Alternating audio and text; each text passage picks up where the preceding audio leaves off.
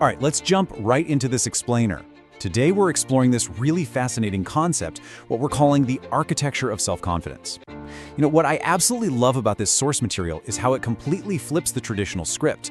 We usually think of self-confidence as this, magical, elusive trait, right? Like you're either born with it or you just lost the genetic lottery and that's that. But this module, it totally dismantles that idea.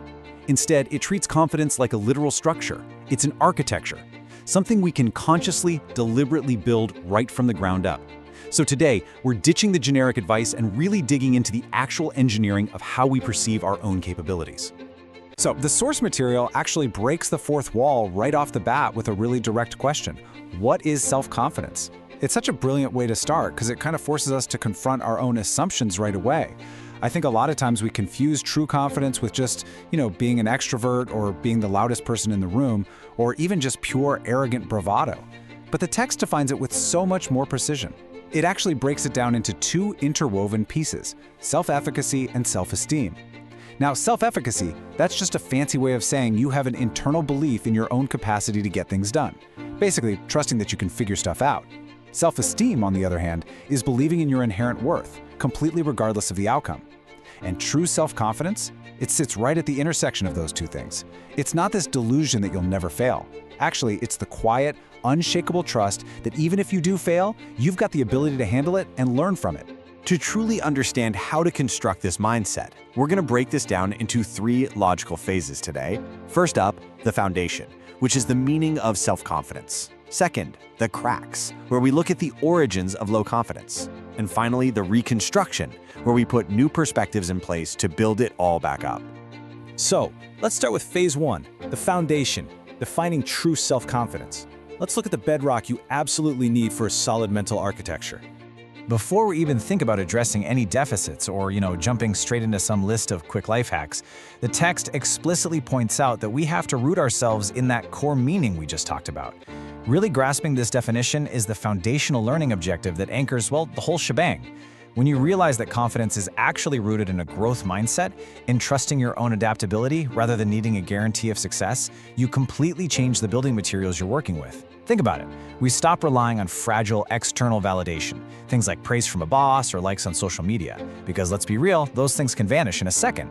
Instead, we start building with internal validation. It's a massive shift. You go from thinking, oh man, I hope I do this perfectly, to I know I can navigate whatever happens.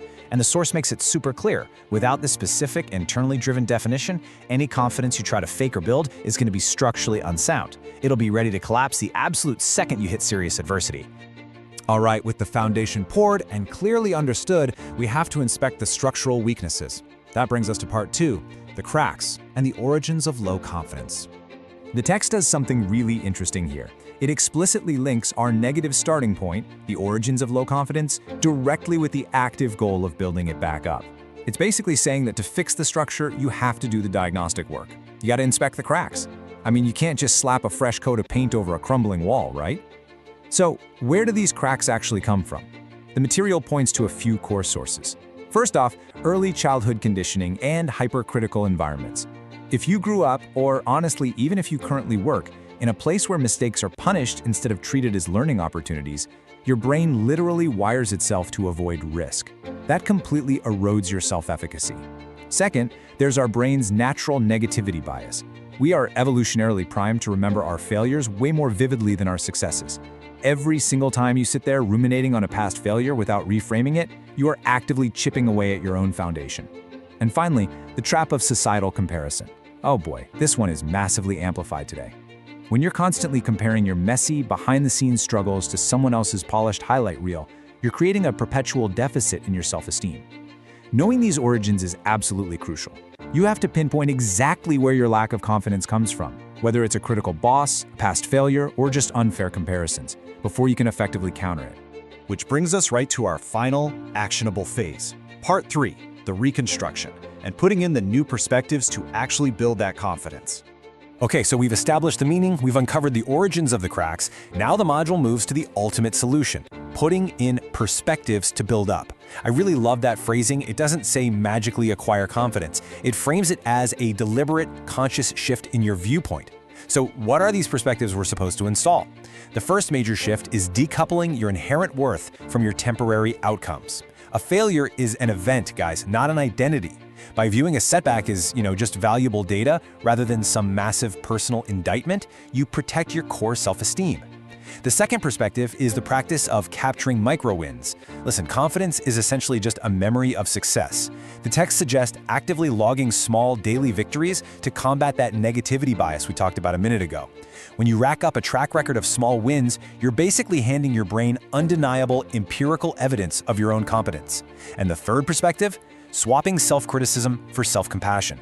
Now, I know that sounds a little soft, but the research here shows it is structurally vital. When you treat yourself with the same encouraging objectivity you'd give a good friend, you actually recover from mistakes faster and take healthy risks way more readily.